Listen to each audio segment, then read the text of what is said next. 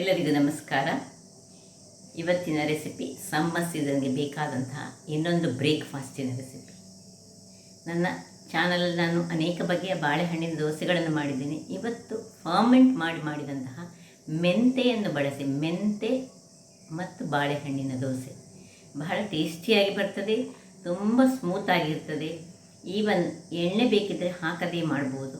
Soda ಅಥವಾ ಏನೋ ಯಾವುದರದ್ದು ಉಪಯೋಗ ಇಲ್ಲದಂತಹ ಈ ಒಂದು ರುಚಿಕರವಾದ ದೋಸೆ ಈ ಸೀಸನ್ಗೆ ಹೇಳಿ ಮಾಡಿಸಿದಂಥದ್ದು ಮತ್ತು ಮಕ್ಕಳಿಗೆ ದ ಬೆಸ್ಟ್ ಬ್ರೇಕ್ಫಾಸ್ಟ್ ಅಂತ ಹೇಳ್ಬೋದು. ಹಾಗಾದರೆ ಯಾರೆಲ್ಲ ನನ್ನ ಚಾನಲನ್ನು ನೋಡ್ತಿದ್ದೀರಿ, ಯಾರೆಲ್ಲ ಇನ್ನೂ ಸಬ್ಸ್ಕ್ರೈಬ್ ಮಾಡಿಲ್ಲ, ದಯವಿಟ್ಟು ಸಬ್ಸ್ಕ್ರೈಬ್ ಮಾಡಿ ಸಪೋರ್ಟ್ ಮಾಡಿ ಅಂತ ಹೇಳುತ್ತಾ ಬನ್ನಿ ಯಾವ ರೀತಿಯಲ್ಲಿ ಈ ಒಂದು ದೋಸೆಯನ್ನು ಮಾಡೋದನ್ನು ನೋಡೋಣ.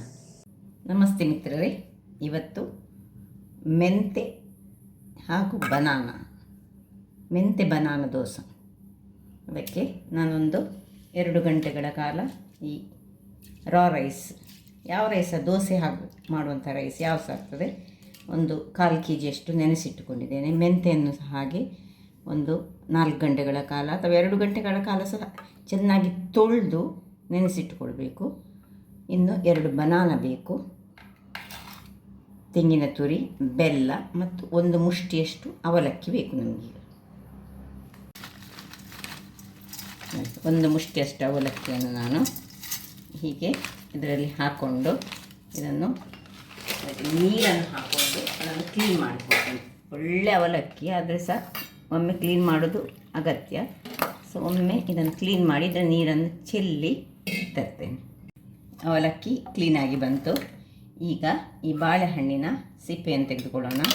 ಸಿಪ್ಪೆಯನ್ನು ತೆಗೆದುಕೊಂಡು ಒಂದು ಮಿಕ್ಸಿ ಜಾರನ್ನು ತೆಗೆದುಕೊಂಡು ನೋಡಿ, ಒಳ್ಳೆ ಹಣ್ಣಾದ ಬಾಳೆಹಣ್ಣಾದರೆ ಒಳ್ಳೆ ಸ್ವೀಟ್ಸ್ ಇರ್ತದೆ. ಈಗ ಬೇಗ ಸೆಕೆಗಾಲದಲ್ಲಿ ಬೇಗ ಬಾಳೆಹಣ್ಣು ತಂದದ್ದು ಹಣ್ಣಾಗೋದು ಬೇಗ ಕಪ್ಪಾಗ್ತದೆ ಬೇಗ. ಹಾಗಾಗಿ ಈಗ ಇದನ್ನೊಂದು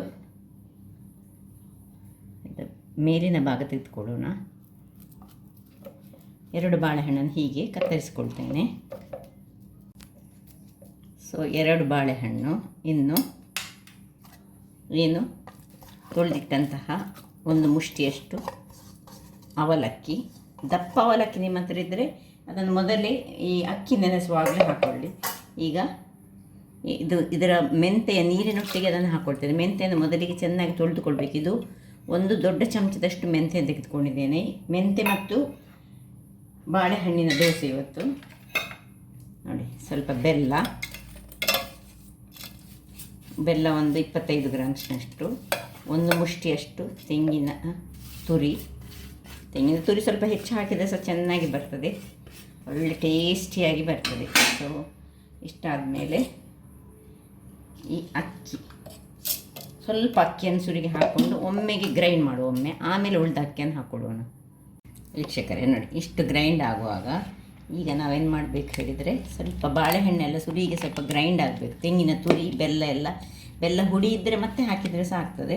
ಇನ್ನೀಗ ಇದಕ್ಕೆ ಉಳಿದ ಅಕ್ಕಿಯನ್ನು ಹಾಕ್ಕೊಂಡು, ತುಂಬ ನೀರು ಹಾಕ್ಕೊಳ್ಬಾರ್ದು, ಸ್ವಲ್ಪ 1/4 ಲೋಟದಷ್ಟು ನೀರನ್ನು ಹಾಕ್ಕೊಂಡು ನಾವು ಇದನ್ನು ಪುನಃ ಗ್ರೈಂಡ್ ಮಾಡ್ಕೊಳ್ಳೋಣ. ಬೇಕಿದ್ದರೆ ಉಪ್ಪನ್ನು ಈಗಲೇ ಹಾಕ್ಕೊಳ್ಬೋದು ಅಥವಾ ಮತ್ತೆ ಕರಡಿಸುವಾಗ ಸಹ ಉಪ್ಪನ್ನು ಹಾಕ್ಕೊಳ್ಬೋದು. 2 ರೀತಿಯಲ್ಲಿ ಸಹ ಮಾಡಿದರೆ ಆಗ್ತದೆ. ಕಲ್ಲುಪ್ಪಾದರೆ ನಾವು ಈಗಲೇ ಸ್ವಲ್ಪ ಕಲ್ಲುಪ್ಪನ್ನು ಇದಕ್ಕೆ ಹಾಕ್ಕೊಳ್ಳೋಣ. ಈಗ ಸ್ವಲ್ಪ ನೀರನ್ನು ಹಾಕ್ಕೊಳ್ತೇನೆ. 1/4 ಲೋಟ ಸಾಕು, ಮತ್ತು ನೋಡಿಕೊಂಡು ಹಾಕ್ಕೊಳ್ಬೋದು. ಇದನ್ನೀಗ ಗ್ರೈಂಡ್ ಮಾಡೋಣ. ವೀಕ್ಷಕರೇ, ಇಲ್ಲಿ ನೋಡಿ, ಈ ರೀತಿಯಾಗಿ ಬರಬೇಕು. ಸ್ವಲ್ಪ ತುಂಬ ನಯ ಅಲ್ಲ, ತುಂಬ ಕಸಕಸಲ್ಲ. ಸೊ ಒಳ್ಳೆ ನೋಡಿ ಕಾಣ್ಬೋದು ನಿಮಗೆ. ಈಗ ಇದನ್ನೀಗ ಒಂದು ಪಾತ್ರೆಗೆ ಹಾಕ್ಕೊಳ್ತಿದ್ದೇನೆ. ಇದನ್ನು ಫರ್ಮೆಂಟ್ ಆಗಲಿಕ್ಕೆ ಬಿಡಲಿಕ್ಕೆ ಉಂಟು, ಅದರಿಂದಾಗಿ ಸೊ ಎಲ್ಲವನ್ನು ಇದಕ್ಕೆ ಹಾಕ್ಕೊಂಡು, ಉಪ್ಪು, ಬೆಲ್ಲ, ತೆಂಗಿನ ತುರಿ ಎಲ್ಲ ಉಂಟು ಇದರಲ್ಲಿ. ಇನ್ನೀಗ ಒಂದು ಪಿಂಚ್ ಆಫ್ ಹಳದಿಯ ಪುಡಿಯನ್ನು ಹಾಕೊಳ್ಳೋಣ. ಸ್ವಲ್ಪ ನೋಡಿ, ತುಂಬ ಹಳದಿಯ ಪುಡಿ ಬೇಡ, ಸ್ವಲ್ಪ ಒಂದು ಅರ್ಧ ಚಮಚದಷ್ಟು ಸಾಕು. ಈಗ ಇದನ್ನು ಚೆನ್ನಾಗಿ ಕಲಡಿಸಿಕೊಂಡು ಫರ್ಮೆಂಟ್ ಆಗಲಿಕ್ಕೆ ಬಿಡೋಣ. ಇದರಲ್ಲಿ ಸ್ವಲ್ಪ ಈ ಮಿಕ್ಸಿಯಲ್ಲಿದ್ದದನ್ನೆಲ್ಲ ಹಾಕ್ಕೊಳ್ಬೇಕು. ತುಂಬ ನೀರು ಮಾಡಲಿಕ್ಕಿಲ್ಲ, ಸ್ವಲ್ಪ ನಮಗೆ ದಪ್ಪವೇ ಬೇಕು. ಸೊ ಬೇಕಿದ್ದರೆ ಚೂರು ಈ ಒಂದು ಮಿಕ್ಸಿಗೆ ಒಂದು 2 ಚಮಚದಷ್ಟು ನೀರನ್ನು ಹಾಕ್ಕೊಳ್ಬೋದು, ಆದರೆ ತುಂಬ ನೀರಾಗಲಿಕ್ಕಿಲ್ಲ. ಸೊ ಇಷ್ಟು ಮಾಡಿಕೊಂಡು ಈಗ ನಾಳೆ ಬೆಳಿಗ್ಗೆ ಆಗುವಾಗ ಇದು ತುಂಬ ದಪ್ಪ ಆಗ್ತದೆ. ಹಾಗಾಗಿ ಈ ಮಿಕ್ಸಿಗೆ ಹಾಕಿದ ನೀರನ್ನು ನಾವು ಇದಕ್ಕೀಗ ಮಿಕ್ಸ್ ಮಾಡೋದು ಬೇಡ, ಇದನ್ನು ಬೇರೆ ಸಪರೇಟಾಗಿ ಒಂದು ಲೋಟದಲ್ಲಿ ತೆಗೆದಿಟ್ಕೊಳ್ಳೋಣ. ಅಗತ್ಯ ಇದ್ದರೆ ನಾಳೆ ಬೆಳಿಗ್ಗೆ ಈ ನೀರನ್ನು ನಾವು ಹಾಕ್ಕೊಳ್ಬೋದು. ಈಗ ಈ ಚೆನ್ನಾಗಿ ತಿರುಗಿಸಿದಂತಹ ಈ ಬ್ಯಾಟರನ್ನು ನಾವು ಹಳದಿ ಹಾಕಿ ಆಗಿದೆ. ಇದಕ್ಕೆ ಮುಚ್ಚಳವನ್ನು ಮುಚ್ಚಿ ಒಂದು ಸ್ವಲ್ಪ ವೆಯ್ಟಿನ ಯಾವುದಾದ್ರೂ ಒಂದು ಇಟ್ಟುಕೊಂಡು ನಾವು ಇದನ್ನು ಫರ್ಮೆಂಟ್ ಆಗಲಿಕ್ಕೆ ಬಿಡೋಣ. ಬೆಳಗ್ಗೆ ಆಗಿದೆ, ನೋಡುವ ಹಿಟ್ಟು ಯಾವ ರೀತಿ ಬಂದಿದೆ ನೋಡೋಣ. ನಾನು ಹೇಳಿದೆ ಮರುದಿವಸ ಸ್ವಲ್ಪ ದಪ್ಪ ಆಗ್ತದೆ, ಸ್ವಲ್ಪ ದಪ್ಪ ಆಗಿದೆ. ಅದಕ್ಕೆ ನಾನು ನಿನ್ನೆ ರಾತ್ರಿ ಸ್ವಲ್ಪ ಮಿಕ್ಸಿ ತೊಳೆದ ನೀರನ್ನು ಹೀಗೆ ಬೇರೆ ಇದರಲ್ಲಿ ತೆಗೆದಿಟ್ಟುಕೊಂಡಿದ್ದೇನೆ. ಇದನ್ನು ಇದಕ್ಕೆ ಹಾಕ್ಕೊಳ್ತಿದ್ದೇನೆ.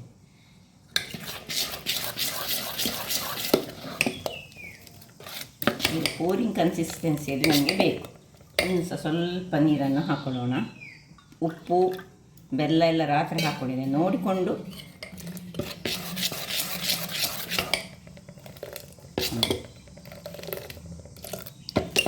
ಸೊ ಇಲ್ಲಿ ಹಿಟ್ಟು ಹದ ಬರಿಸುವುದರಲ್ಲಿ ಉಂಟು, ಇಷ್ಟು ಸಾಕು.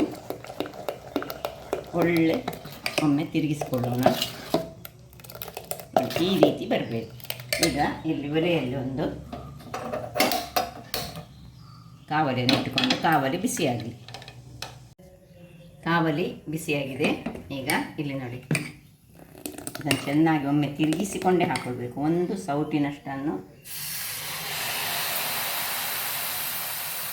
ಸ್ವಲ್ಪ ಬೇಕಿದ್ದರೆ ಹೀಗೆ ಮಾಡ್ಕೊಳ್ಬೋದು. ಒಳ್ಳೆ ಹೋಲ್ಸ್ ಬರ್ತದೆ. ಅದರ ಮೇಲೆ ಈಗ ನಾವು ಸ್ವಲ್ಪ ಹೋಲ್ಸ್ ಬಂದ ಮೇಲೆ ತುಪ್ಪವನ್ನು ಸ್ವಲ್ಪ ಸ್ಪ್ರೆಡ್ ಮಾಡ್ಕೊಳ್ಳೋಣ. ಇನ್ನು ಮುಚ್ಚಳವನ್ನು ಮುಚ್ಚಿಕೊಂಡು ಬೇಯಿಸ್ಕೊಳ್ಳೋಣ.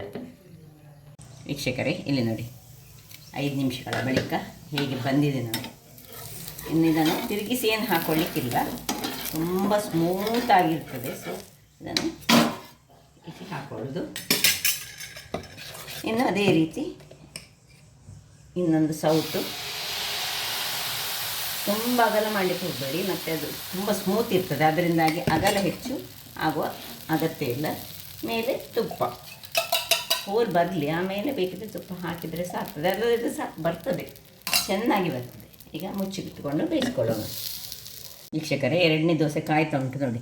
ಇದರ ತಳಭಾಗವನ್ನೊಮ್ಮೆ ನೋಡಿ, ಎಷ್ಟು ಚೆನ್ನಾಗಿ ಬಂದಿದೆ. ಸ್ಮೂತ್ ಹೇಳಿದರೆ ಬಹಳ ಸ್ಮೂತ್. ಇದಕ್ಕೆ ಚಟ್ನಿ ಅಗತ್ಯ ಇಲ್ಲ. ಸ್ವೀಟ್ ಉಂಟಲ್ಲ, ಬೆಣ್ಣೆ ಅಥವಾ ತುಪ್ಪ ನೋಡಿ. 2ನೇ ದೋಸೆ ಸಹ ರೆಡಿ ಆಯಿತು. ಹೇಗೆ 2ನೇ ದೋಸೆ ಹೇಗೆ ಬಂದಿದೆ ನೋಡಿ. ಸ್ವಲ್ಪ ಕಾಯುವಾಗ ಮಾತ್ರ ಸ್ವಲ್ಪ ನಾವು ಹದಾ ಉರಿಯಲ್ಲಿಟ್ಟುಕೊಂಡು ಕಾಯಿಸ್ಕೊಳ್ಬೇಕು.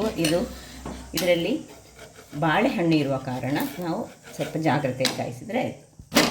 2 ದೋಸೆ, ಬಹಳ ಚೆನ್ನಾದ ದೋಸೆ ರೆಡಿ ಆಯಿತು. ಇದನ್ನು ನಾವು ಬೆಣ್ಣೆಯೊಟ್ಟಿಗೆ ತಿಂತೇವೆ, ತುಪ್ಪದೊಟ್ಟಿಗೆ ತಿನ್ಬೋದು, ಚಟ್ನಿ ಬೇಕಿದ್ದವರು ಚಟ್ನಿಯೊಟ್ಟಿಗೆ ತಿನ್ಬೋದು. ಹಾಗಾದರೆ ನೋಡಿದ್ರಲ್ಲ ವೀಕ್ಷಕರೇ, ಒಂದು ಬಾಳೆಹಣ್ಣದು ಸಹ ಈಗ ಪಕ್ಕ ಕಪ್ಪಾಗ್ತದೆ. ಅಂಥ ಬಾಳೆಹಣ್ಣುಗಳನ್ನು ಯೂಸ್ ಮಾಡಿ ನಾವು ಮಾಡಿದರೆ ದೇಹಕ್ಕೆ ಸಹ ಒಳ್ಳೆಯದು. ಈ ಸಮ್ಮರ್ ಸೀಸನ್ಗಂತೂ ಮೆಂತೆ ಮತ್ತು ಬಾಳೆಹಣ್ಣು ಎರಡನ್ನೂ ಸೇರಿಸಿದ್ದೇವೆ. ಅದರಿಂದಾಗಿ ದೇಹಕ್ಕೆ ಬಹಳ ತಂಪನ್ನು ನೀಡುವಂತಹ ಈ ದೋಸೆಯನ್ನು ನೀವು ನಿಮ್ಮ ಮನೆಗಳಲ್ಲಿ ಮಾಡಿ ನೋಡಿ ಅಂತ ಹೇಳುತ್ತಾ, ನಿಮಗೆ ನನ್ನ ಈ ಕುಕಿಂಗ್ ಚಾನಲ್ ಇಷ್ಟ ಆದರೆ ಬೋಳೂರು ಸೋನ್ ಚಾನಲನ್ನು ಲೈಕ್ ಮಾಡಿ, ಶೇರ್ ಮಾಡಿ ಹಾಗೂ ಸಬ್ಸ್ಕ್ರೈಬ್ ಮಾಡಿ. ಹಾಗೂ ನನ್ನ ಇನ್ಸ್ಟಾಗ್ರಾಮ್ ಪೇಜನ್ನು ಫಾಲೋ ಮಾಡಿ. ಧನ್ಯವಾದಗಳು.